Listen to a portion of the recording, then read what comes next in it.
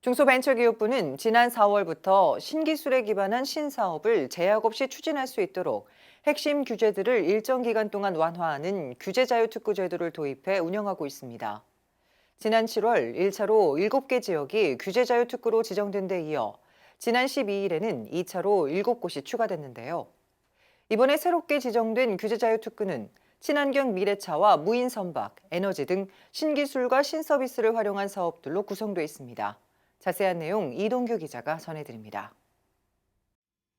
노면 청소 차량으로 개발 중인 무인 저속 특장차입니다. 장애물이 나타나자 곧바로 멈춰서고 사라지자 다시 주행을 시작합니다. 사물과 사람을 감별하고 도로를 읽어 자율주행이 가능한 겁니다. 하지만 상용화하기까지는 많은 연구와 실험이 필요한 상황인데 광주광역시는 무인저속 특장차 규제자유특구로 지정돼 특장차 실증 등 4가지 사업을 진행할 수 있게 됐습니다. 운전자가 탑승하지 않은 무인차의 실도로 주행을 금지하는 도로교통법 등 5가지의 현행 규제에 가로막혀 있었지만 규제자유특구로 지정되면서 특례를 적용받아 실증이 가능해진 겁니다. 현재 광주가 오랫동안 이제 그 특장차 기업들도 발달돼 있고 관련된 기술도 가지고 있기 때문에 여기에 한국생산기술연구원이 가지고 있는 무인 자율주행 기능, 그다음에 광주가 전략적으로 추진하고 있는 인공지능 사업들 이런 것들을 전체적으로 연계해가지고 이에 따라 광주시는 한국생산기술연구원과 지역 기업들과 함께 내년부터 오는 2023년까지 무인 노면 청소 차량과 무인 생활 폐기물 수거 차량, 무인 공공정보 수집 차량, 엣지형 공공정보 데이터 수집 공유 실증을 추진하게 됩니다. 생기원이 개발한 핵심 기술들이 있습니다. 핵심 기술들을 가지고 중소기업들이 상용화할 수 있도록 지원하는 역할을 할 거고요. 또 그리고 기업들이 이제 실증을 할 때 필요한 인프라들이 필요합니다.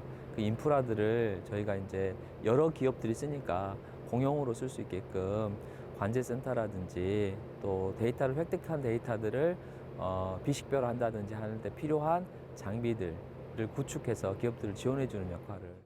앞서 정부는 지난 12일 규제자유특구위원회를 열고 7월에 이어 두 번째로 규제자유특구를 지정해 발표했습니다.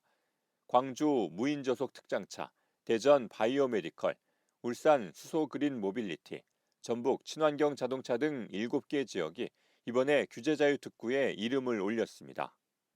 1차로 지정된 7개 지역을 포함해 총 14개 지역이 규제자유특구로 지정된 것인데 2차 규제자유특구는 주로 친환경 미래차와 무인선박, 에너지, 바이오 등 신기술, 신서비스를 활용한 사업들로 구성된 것이 특징입니다.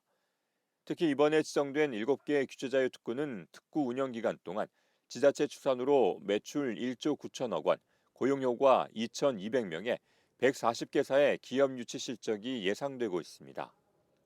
규제자의 특구가 털을 잡기 시작하면 규제를 면제받는 분야의 기업들이 모여들고 지역의 특성을 살린 산업들이 활발해질 것으로 기대합니다. 그렇게 해서 자동차와 조선 같은 주력 제조업에는 혁신 기술이 더해지고 수소나 바이오헬스, 에너지 같은 고부가 가치 신산업은 새롭게 펼쳐지기를 바랍니다.